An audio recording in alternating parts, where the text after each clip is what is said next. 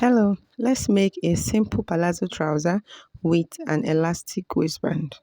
Okay, so I'll be marking directly on the fabric.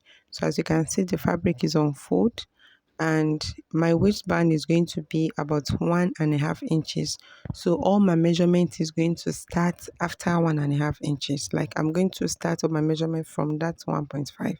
So I'll be working with this hip round of 40. That means 40 divided by 4, it will be 10 inches. So for my crotch line, I'm going to add 1.5 to a quarter of my hip round. So my hip round is 40 divided by 4, which is 10 inches plus 1.5, making 11.5 inches.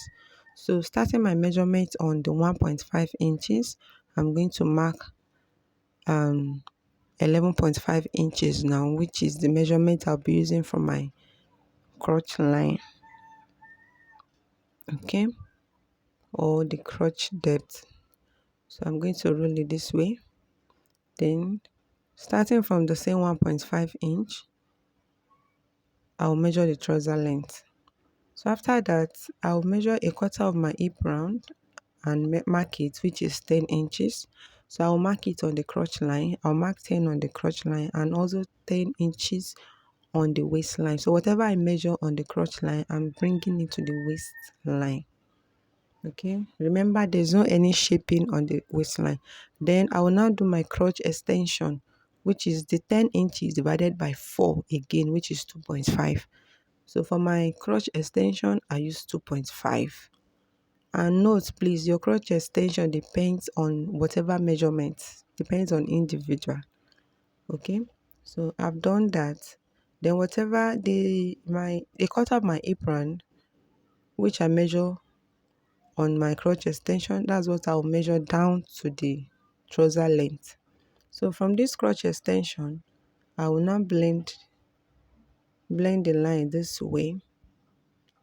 So if you like, you can find the mid, you can measure your nail length, and the nail length is from your crotch line down to your trouser length divided by 2. Okay, then you come up by 2 inches. From your crotch line to your knee length, find the measurement and divide it by 2. Whatever you get to come up by 2 inches. So that's the knee length.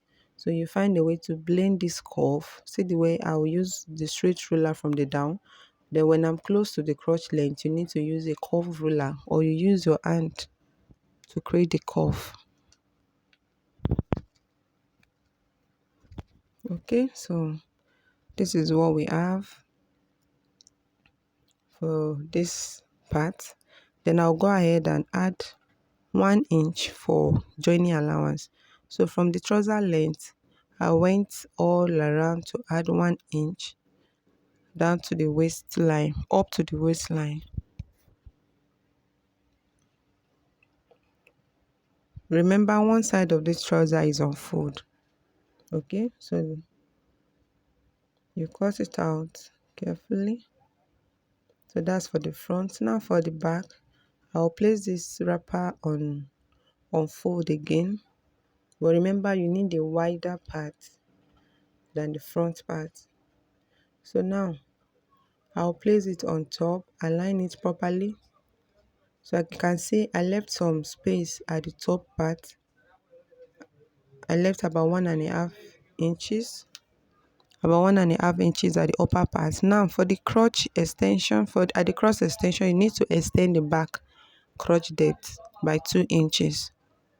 Remember the back crotch depth, I increase it by 2 inches. So you now go ahead and blend it. So I added 1 inch all through on the back pattern. 1 inch all through. Please don't forget to add your 2 inches for your crotch extension. It's very, very important. If your crotch is poorly marked, the trouser will not be okay. So in order for you to have a good fitted trouser, especially for you to be free at the crotch area, make sure you add your crotch measurements properly. Okay, so I will now blend these lines together. So for this part, I first use a straight ruler, but I'll still go ahead to create a curve just like so. It has to be curved, don't let it be so straight like that.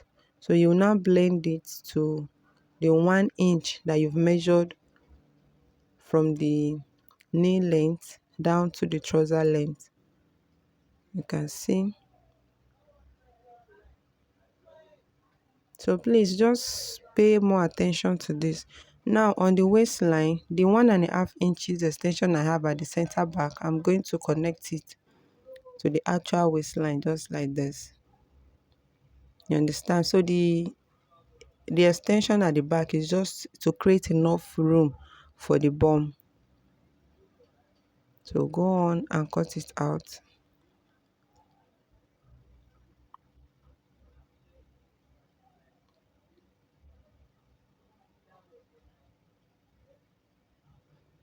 So I hope you understand the whole method.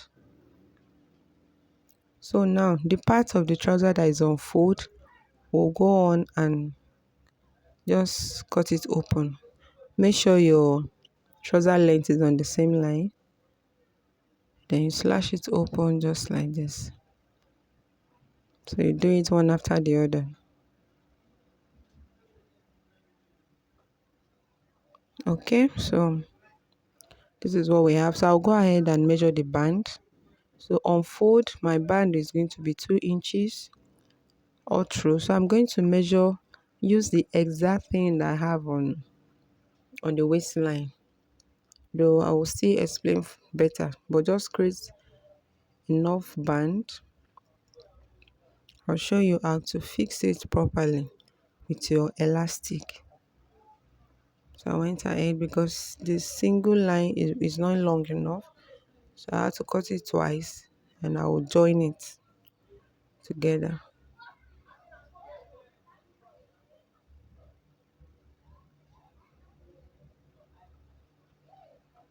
Okay, so let's start joining now. Okay, so I picked the 2 pieces for the front and join the center front. You can see I've joined the center front down to the crotch, and also the back. I've joined the center back down to the crotch extension also. This is the center back. You can see the crotch extension is longer than the front. So that's how you will know. So now I'm going to align them together. So you can, if you notice also the back is wider than the front. That's the way it used to be. So I'm going to align the crotch together. The joining of the crotch, align it together, place it very well. And start sewing from the crotch. I always love to join the inseam first, the inner part of the leg first. See the way I position it. So I love to join the inner part of the leg first, put it together and join with 1/2 inch.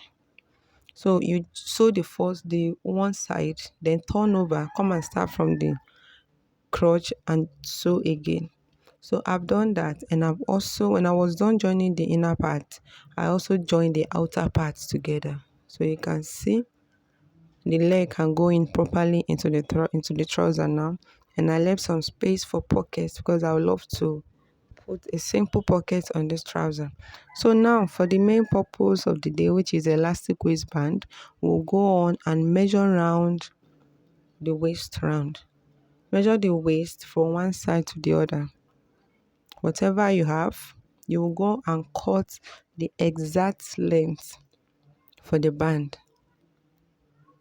So the exact thing I measured on the trouser waist round. So I'm going to cut it, which is 41, and I added 2 inches for joining allowance, which is going to 1 inch on both sides. So 41 plus 2. So I'll go ahead and join it together by 1 inch.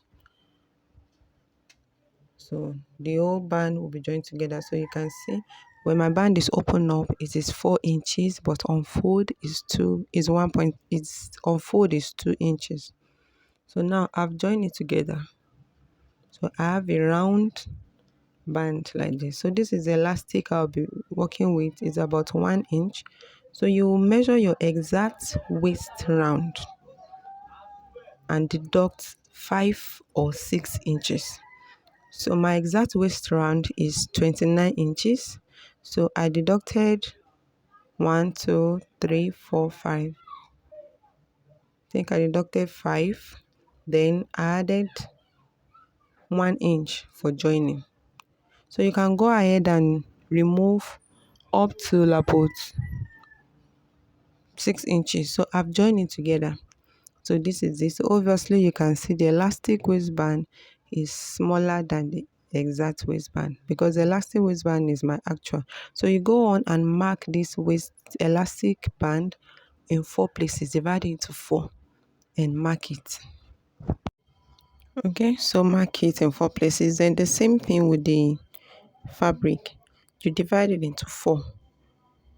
Know the side that is going to be for on the side. Just divide it into 2 first. Then again you fold it again. So see the way I'm folding. So I'm going to notch, and you know it's on fold. So as I'm notching, it's notching both the inside and outside together.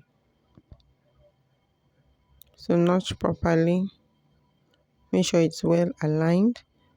Then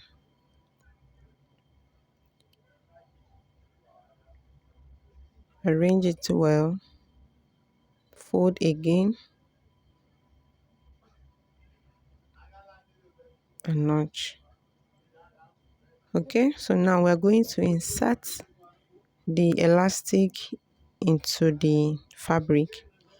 Just watch carefully.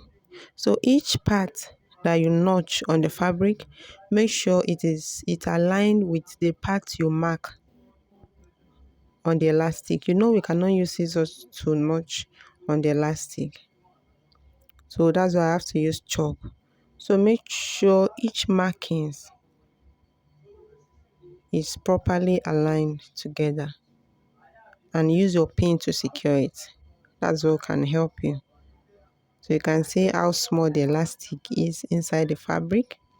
So locate all the markings and use pin to firmly secure it so that when you are sewing, the pin will not just remove easily. So and the last one, the last marking, I'm going to arrange it also.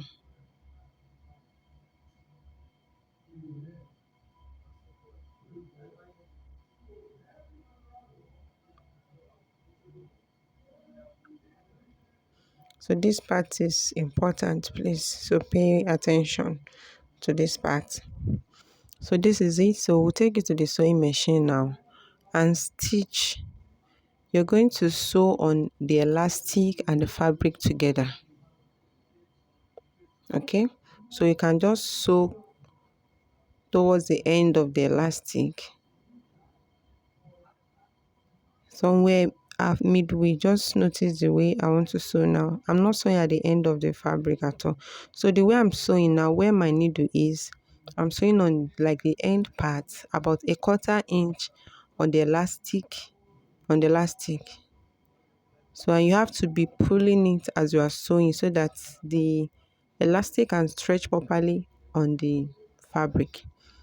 So I'm done with the first one. So you can go ahead and top stitch like one more time or two. So now I find the middle of the first sewing and top stitch again. So this is what it looks like. So you can see, so our elastic band is firmly secured. So I'll pick the trouser now and turn it to the right side. On the right side, then insert the trouser into the band. Just watch the way I'm going to do it.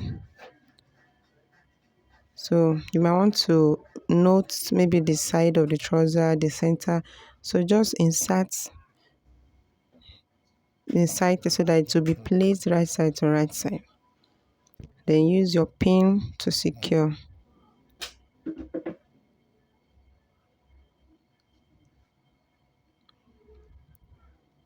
Just make sure they align properly. So you are going to stitch on 1/2 inch.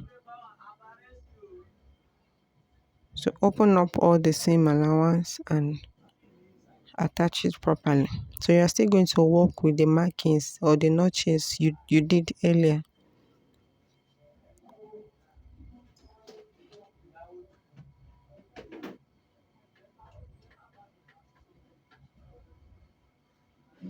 So go on and sew on 1/2 inch allowance.